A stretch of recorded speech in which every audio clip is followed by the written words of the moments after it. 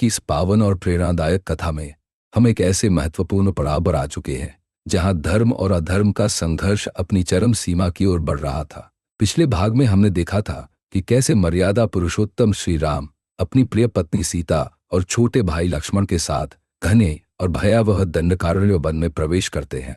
उन्होंने अपने वनवास का पहला बड़ा संघर्ष जीता था जब उन्होंने भयानक राक्षस विराध का वध किया था, जिससे ऋषियों को कुछ राहत मिली थी। राम ने इस वन को राक्षसों के आतंक से मुक्त करने और धर्म की स्थापना करने का दृढ़ संकल्प लिया था। विराध के वध के बाद राम, सीता और लक्ष्मण ने अपनी कठिन और लंबी यात्रा जारी रखी। दंडकारण्य एक विशाल और अत्यंत घना वन था जो कई योजन मीलों तक विशाल और अत्यंत घना वन। इस वन में ऊंचे ऊंचे वृक्ष थे जिनकी शाखाएं इतनी घनी थी कि दिन के समय भी सूर्य का प्रकाश मुश्किल से जमीन तक पहुंच पाता था।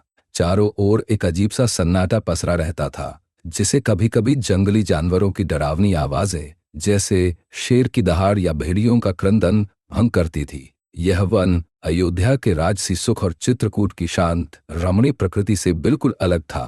यहाँ हर कदम पर खतरा था, हर मोड़ पर चुनौती। उनकी यात्रा के दौरान वे अनेक पवित्र आश्रमों से होकर गुजरे। इन आश्रमों में रहने वाले ऋषि मुनि जो वर्षों से तपस्या में लीन थे, राम, सीता और लक्ष्मण का बड़े प्रेम और आदर से स्वागत करते थे। वे जानते थे कि राम कोई साधारण मनुष्य नहीं बल्कि स्वयं भगवान विष्णु के अवतार हैं जो धर्म की रक्षा के लिए पृथ्वी पर आए हैं। राम इन पवित्र स्थानों पर रुकते, ऋषियों से आशीर्वाद लेते और उनसे धर्म, ज्ञान और जीवन के गूढ़ रहस्यों पर चर्चा करते। इन तपस्वियों ने उन्हें वन में जीवन जीने के लिए आवश्यक ज्ञान प्रदान किया, जैसे कौन से फल खाने योग्य हैं, कौन सी जड़ी बूटियां औषधीय गुणों वाली हैं और कैसे वन के खतरों से बचना है। राम ने इन ऋषियों से दंडकारण्य की वर्तमान स्थिति और यहाँ राक्षसों द्वारा मचाए गए अत्याचारों के बारे में विस्तार से जानकारी प्राप्त की।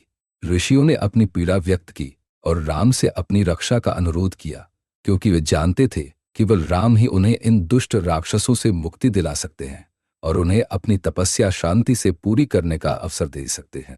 राम ने सभी ऋषियों को आश्वस्त किया कि वे राक्षसों का संहार करेंगे और उन्हें भयमुक्त जीवन प्रदान करेंगे।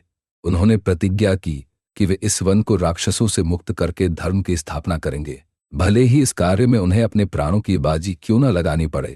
यह प्रतिज्ञा राम के धर्मपरायण स्वभाव, उनके प्रजापालक रूप और उनके अटूट संकल्प को दर्शाती है। भले ही वे अब राज सिंहासन पर न बैठे हों, वे वर्षों से केवल एक ही लक्ष्य के साथ तपस्या कर रहे थे, भगवान राम के दर्शन प्राप्त करना, ताकि उन्हें मोक्ष मिल सके। उन्हें पता था कि राम के आगमन से ही उन्हें इस भौतिक शरीर से मुक्ति मिलेगी।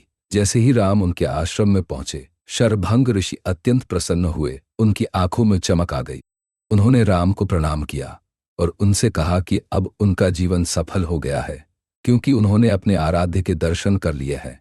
राम के दर्शन पाकर शरभंग ऋषि ने अग्नि में प्रवेश किया और अपने शरीर को त्याग कर सीधे ब्रह्मलोक को प्रस्थान कर गए, जिससे यह स्पष्ट हुआ कि राम का आगमन कितना महत्वपूर्ण और पवित्र था और उनके दर्शन मात्र से ही मोक्ष की प्राप्ति हो सकती है।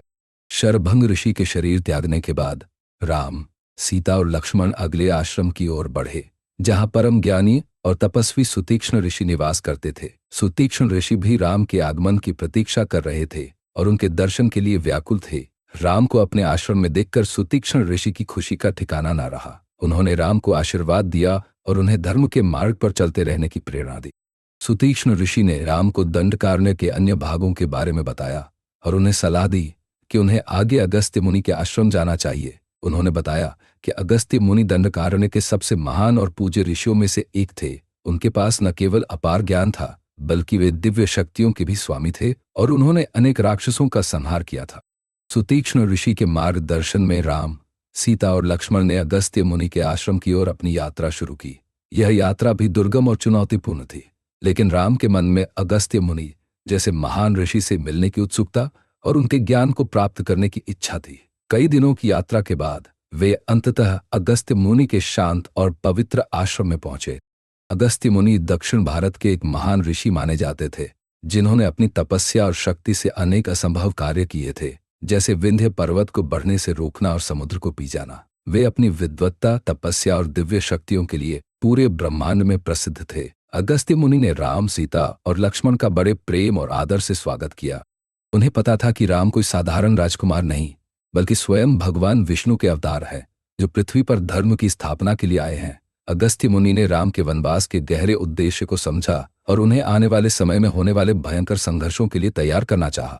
उन्होंने राम को कुछ अत्यंत शक्तिशाली और दिव्य अस्त्र शस्त्र भेंट किए, जो उन्हें राक्षसों का संहार करने में सहायता करेंगे। इनमें एक दिव्य धनुष, कभी न समाप्त होने वाले बाणों से भरे 2 अक्षय तरकश, एक तेजस्वी खड्ग, तलवार और एक अभेद्य कवच शामिल थे। अगस्त्य मुनि ने राम को इन शस्त्रों का महत्व समझाया और बताया कि ये उन्हें अधर्मियों का नाश करने में किस प्रकार सहायक होंगे। इसके बाद अगस्त्य मुनि ने राम को एक अत्यंत सुंदर, पवित्र और सुरक्षित स्थान पर जाकर रहने की सलाह दी। यह स्थान प्राकृतिक सौंदर्य से भरपूर था। गोदावरी नदी का जल निर्मल और शीतल था और यहाँ अनेक प्रकार के फल फूल के वृक्ष थे, जहाँ पक्षी चहचहाते थे और हिरण विचरण करते थे। अगस्त्य मुनि ने बताया कि पंचवटी में रहकर वे शांतिपूर्वक अपनी तपस्या पूरी कर सकते हैं और आसपास के ऋषियों को भी राक्षसों के अत्याचारों से सुरक्षा प्रदान कर सकते हैं।